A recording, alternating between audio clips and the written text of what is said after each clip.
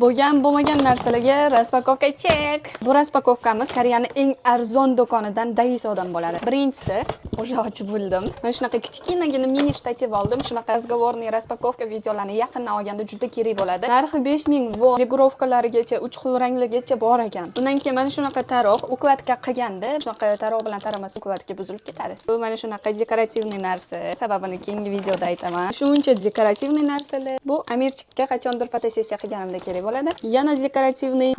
O'zi qiziqib qolasizlarmi? Nima qilar ekan shuncha narsani deb. Bu mana shunaqa suv ekan. Bo'yanchang kistichkalarni yuvish uchun piyoda ko'rsatishi bo'yicha bu suvga ozgincha botirib qo'ysak, tez tonalkalarni chiqarib berar ekan. Va buni qaranglar, juda ham yoqib qoldi. 2000 wonga juda chiroyli menimcha, menga juda yoqib qoldi. Men bu soch uchun shunaqa narsa, buni TikTokda bitta qiz videosida ko'rib oldim. Videoda to'liq ko'rsatib tushuntirib bergandi.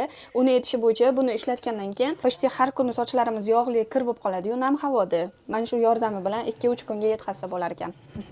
Qizlarning orzusi. Men bu bo'lsa, uyat bo'lsa ham aytaman, boshimiz kirligida qatqada borishimiz kerak bo'lib qoladi. Srochno. Bu shunaqa pudra, suxoy shampunning o'rniga. Suxoy shampun qilganingizda qizlar sochinglar oqarib qoladi-yu, buni yordamida oshiqcha oqarishlarsiz sochinglarni chiroyli qilsanglar bo'ladi. Hech kim sezmaydi kirligini. Men bu narsani oldim. O'zi trend bo'lyapti ekan. Har xil telefonlarning orqasiga mana shunaqa ukrasheniya qilish trend ekan.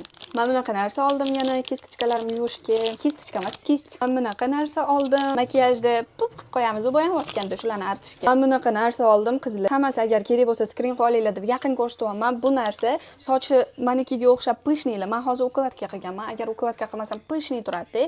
O'zi unaqa qalin bo'lmasa ham mana bunaqa yoyilib turadi. Shu narsani oldini olishga ekan. Qani nomi mana. Men bu tush Daisodan o'zi tush olmayman, lekin bitta O'zbekistonga normalniy parfumeriyalar chiqarib, normalniy narsalar sotadigan qizni profilida ko'zim tushib qoldi shu tushga. Buni ham O'zbekistonga chiqarib sotishar ekan. Значит, sinab ko'rish kerak. Men bunaqa qosh qalam oldim. Menga juda ham zarur emas-ku, lekin rosa ham yaxshi deb maqtashyapti. Vaqti bemaqil kerak bo'lib qoladi, sinab ko'ramiz. Men bu bolajonimga yoqib qoldi.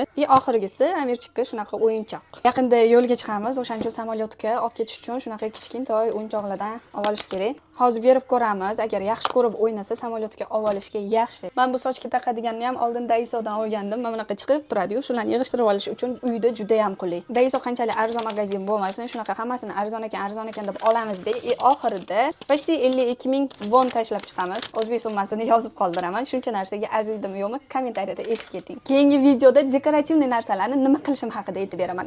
Hammaga xayr.